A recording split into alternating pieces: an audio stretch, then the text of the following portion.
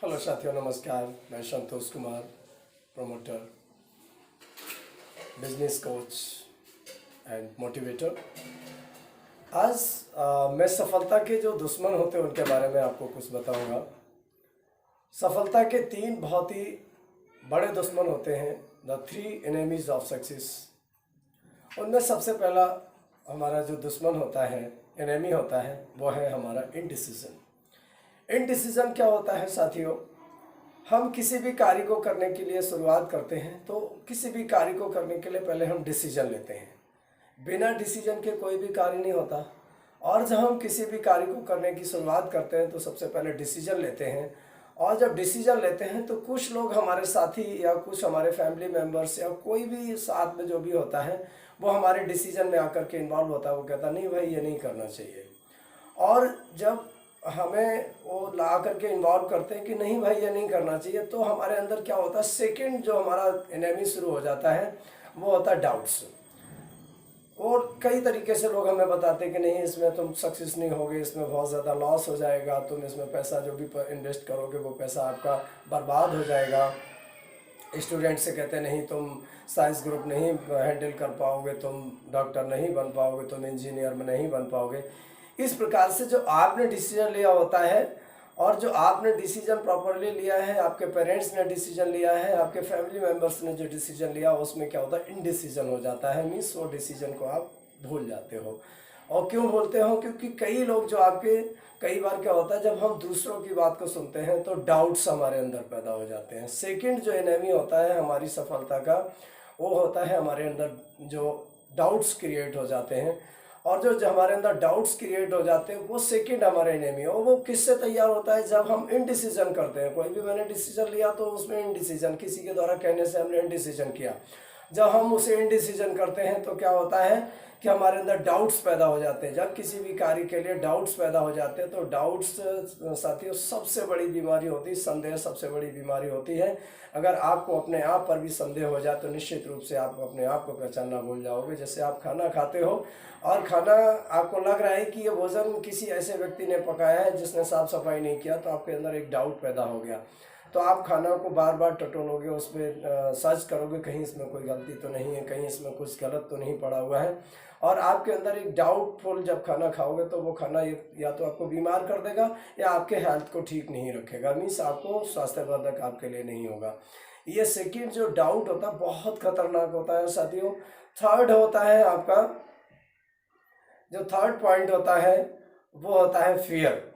अब फियर जब आपके अंदर इनडिसीजन आया, जैसे आपने किसी वर्क को डिसीजन लिया, वर्क को करने का डिसीजन लिया, उसके बाद आपके जब लोगों ने आपको सजेस्ट किया, जो गलत सजेशन दिया, उससे आपके अंदर डाउट्स पैदा हुए। और जब आपके अंदर डाउट्स पैदा हुए तो एक भय उत्पन्न होने लगता है। अब आपको डर लगने लगता है कि मैं जो कार्य करने जा रहा हूँ वो कार्य हो पाएगा कि नहीं हो पाएगा। तो आपके अंदर फियर्स पैदा होने लगते हैं, भय लगने लगता है कि मेरा इतना पैसा बर्बाद हो जाएगा, मेरे घर वाले मुझसे क्या कहेंगे। और पेरेंट्स, जैसे स्टूडेंट है तो स्टूडेंट ये सोच रहे हैं कि मेरे पेरेंट्स मुझसे क्या कहेंगे। और स्टूडेंट ये सोचेंगे कि मैं अगर फेल हो गया, असफल हो गया अपने वर्क में, तो मेरे पेरेंट्स मुझे जीने नहीं देंगे, घर में नहीं घुसने देंगे। लॉट्स ऑफ इनडिसीजंस इस तरीके से हमारे दिमाग में आने लगते हैं। और जब इस प्रकार से इनडिसीजंस हमारे दिमाग में आने लगते हैं तो हमारे अंदर जो भय उत्पन्न होता है वो भय हमें किसी भी कार्य को नहीं करने देता है। साथियों, अगर फिर भी हम किसी कार्य को करना शुरू कर देते हैं तो निश्चित रूप से जो थ्री फियर्स हमारे अंदर आ जाते हैं, जो हमारे थ्री एनिमीज हमारे अंदर आ जाते हैं, जो आपका इनडिसीजन, सेकेंडली आपका डाउट्स और थर्डली आपका फियर, ये तीनों जब मजबूत हो जाते हैं तो उस कार्य में आपका मन नहीं लगने देते हैं। और निश्चित रूप से जो कार्य आप करना शुरू करते हैं उस कार्य में आप असफल हो जाते हैं। ये थ्री जो एनिमीज हैं इन्हें हम ओवरकम कैसे करें? जैसे आपने किसी भी डिसीजन को लिया है तो उसे इनडिसीजन ना होने दें। आपने जब डिसीजन लिया उस समय सारे एसेट्स जुटा करके, सारी थिंकिंग से लेकर के, उसे नेगेटिव पॉजिटिव लेकर के आपने डिसीजन ले लिया, तो इनडिसीजन मत होने दें। सेकेंड थिंग, जब आपने डिसीजन ले लिया तो डिसीजन होने से जब नहीं होने देंगे तो आपके अंदर डाउट्स पैदा नहीं होंगे। और जब आपके अंदर डाउट्स पैदा नहीं होंगे तो आपको फियर, जो भय लगेगा, वो भय भी नहीं लगेगा। क्योंकि फर्स्ट एक दूसरे से जुड़े हुए हैं। जब आप इनडिसीजन होते हो तभी आपके अंदर डाउट्स क्रिएट होते हैं। जब आपके अंदर डाउट्स क्रिएट होते हैं तो आपके अंदर फियर क्रिएट होता है, और जब आपके अंदर फियर क्रिएट होता है तो आपकी जो सक्सेस है वो फेलरनेस की तरफ बढ़ जाती है। तो साथियों, मैं समझता हूँ, वैसे तो मैं अगले वीडियो में आपको फियर्स के बारे में बताऊंगा, फियर्स कितने प्रकार के होते हैं, उसके लिए मेरे वीडियो देखते रहिएगा। तो बिजनेस या स्टूडेंट लाइफ, दोनों चीज़ें हर व्यक्ति के जीवन में ये चीज़ें आती हैं, और वो हर क्षण व्यक्ति आगे बढ़ने की कोशिश करता है। लेकिन जो फियर्स जो हमने आपको एनेमीज़ बताए हैं, इन एनेमीज़ पे विशेष ध्यान रखिए, इन शत्रुओं को अपने पास मत आने दीजिएगा। बाकी जो शत्रु आपके फिजिकली जो एनेमीज़ होते हैं वो कुछ नहीं बिगाड़ सकते आपका। जो आपके इंटरनली अंदर बैठे हुए जो सबकॉन्शियस माइंड में जो एनेमीज़ बैठे हुए हैं, हमारे टू माइंड्स होते हैं, एक कॉन्शियस माइंड होता है, एक सब कॉन्शियस माइंड होता है। तो सब कॉन्शियस माइंड में जो एनेमीज़ बैठे हुए हैं, उन एनेमीज़ को आप निकाल के फेंक दीजिएगा।